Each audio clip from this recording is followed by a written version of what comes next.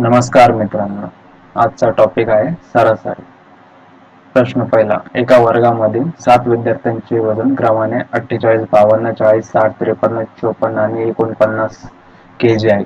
त्या विद्यार्थ्यांचे सरासरी वजन किती? आपण शॉर्ट मेथडने हा क्वेश्चन सॉल्व करणार आहोत.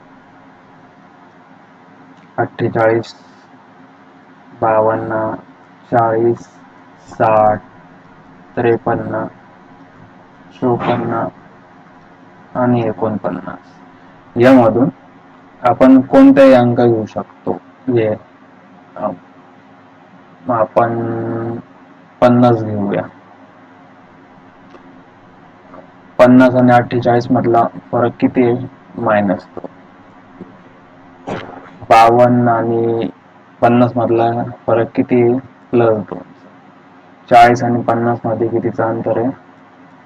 10 मायनस 10. 50 आणि 60 मध्ये प्लस 10. 50 आणि 53 मध्ये प्लस 3. 50 आणि 54 मध्ये प्लस 4. 50 आणि 49 मध्ये मायनस 1. ओके, ही पहिली स्टेप. याच्यानंतर आपल्याला याची कॅल्क्युलेशन करायची टोटल. म्हणजे सारखे सारखे आपण ते कॅन्सल करू. Minus 10 plus 10 cancel. आता मायनस 2 प्लस 2 कॅन्सल. 4 आणि 3 7. 7 मधून एक गेला 6. ओके, तर एका वर्गामध्ये किती विद्यार्थी आहे? 7 डिवाइड बाय 7. याचा जर भागाकार केला तर तो भागाकार येतो 0.857.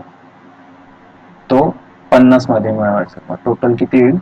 50.857. आन्सर काय आहे? 50.857.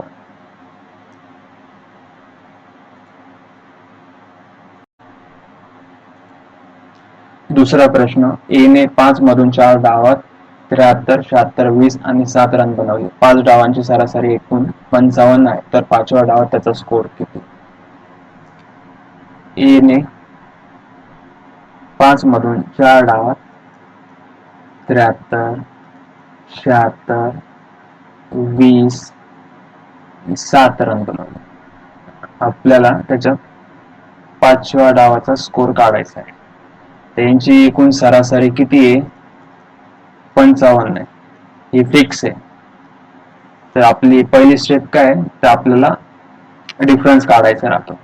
55 आणि 73 मधला डिफरन्स किती आहे? प्लस 18. 76 आणि 55 मधला डिफरन्स किती आहे? प्लस 21. 55 आणि 20 मधला डिफरन्स किती आहे? मायनस 35. 55 आणि 7 मधला डिफरन्स कितीचा आहे? मायनस 48. तर ही पहिली स्टेप आपली कंप्लीट झाली. तर आता याचं कॅल्क्युलेशन करायचं. तर याचं टोटल आपण कॅल्क्युलेशन केलं तर याचं आन्सर येतं मायनस 44. तर आपल्याला हे जे आहे 18, 21, मायनस 35, मायनस 48 याला 0 करण्यासाठी आपल्याला एकची किंमत प्लस 44 घ्यावं लागेल. ओके, एकची व्हॅल्यू किती आली? प्लस 44. तर मग आपल्याला 5व्या डावाची सरासरी एकूण 55 आहे, तर आपल्याला 5व्या डावाचा स्कोर विचारलाय.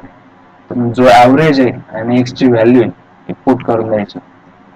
तर फायनल आन्सर येईल 99. तर एने 5व्या डावात 99 बनवले.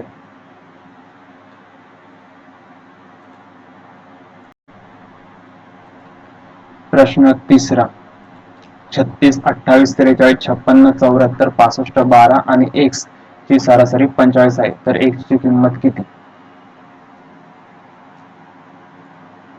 36, 28, 43, 56, 74, 65, 12 आणि x याची सरासरी किती आहे? 45. तर आपण नेहमीप्रमाणे फरक काढतो. तर 45 आणि 36 मधला फरक किती आहे? -9. 28 आणि 45 मधला फरक किती आहे? -17. 43 आणि 45 मध्ये -2. 56 आणि 45 मध्ये +11. 45 आणि 74 मध्ये +29. 45 आणि 65 मध्ये 20 चा फरक आहे. 45 आणि 12 मध्ये -33 चा फरक आहे. तर ही आपली फर्स्ट स्टेप. दुसरी स्टेप काय आहे की आपल्याला याचं कॅल्क्युलेशन करायचं. तर याचं पूर्ण आपण कॅल्क्युलेशन केलं तर याचा आन्सर येतो -1. आणि आपली दुसरी कंडिशन काय आहे? याची व्हॅल्यू 0 आली पाहिजे, इज इक्वल टू 0. तर -1 मध्ये +1 मिळाल्यानंतर याची व्हॅल्यू येईल 0.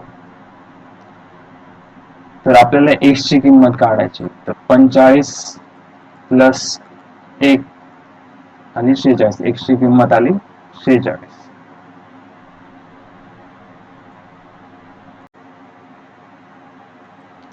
प्रश्न 4. गट A मध्ये 7 संख्या आहे आणि या संख्यांची सरासरी 41 आहे. गट ब मध्ये 5 संख्या आहे आणि त्यांची सरासरी 44 आहे. तर या दोन गटांची सरासरी किती? पहिले आपण लिहून घेऊ. गट सरासरी. गट ए मध्ये किती संख्या आहे? 7.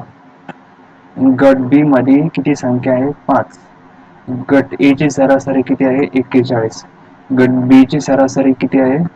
44. तर आपण 41 आणि 44 या दोघांमधली कोणतीही एक संख्या अज्युम करू शकतो. तर आपण इझी मेथडने सॉल्व्ह करणार आहोत म्हणून आपण 41 घेऊ. 41 आणि 41 मधला फरक कितीचा आहे? 0चा आहे. आणि 41 आणि 44 मध्ये फरक कितीचा आहे? 3चा आहे, +3. 0 × 7 0. तर गटात किती आहे? 3 × 15. टोटल गट मधली संख्या 7 आणि 5 12. मग 312 3 × 15.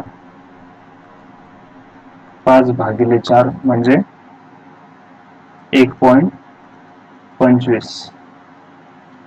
1.25 आपण अजून केलेली संख्या किती होती? 41.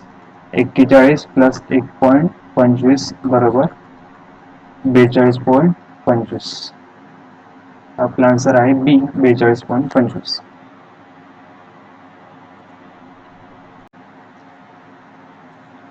प्रश्न 5. ए आणि बी ची सरासरी 36 आहे. बी आणि सी ची सरासरी 42 आहे. तर बी आणि सी मध्ये किती अंतर असेल?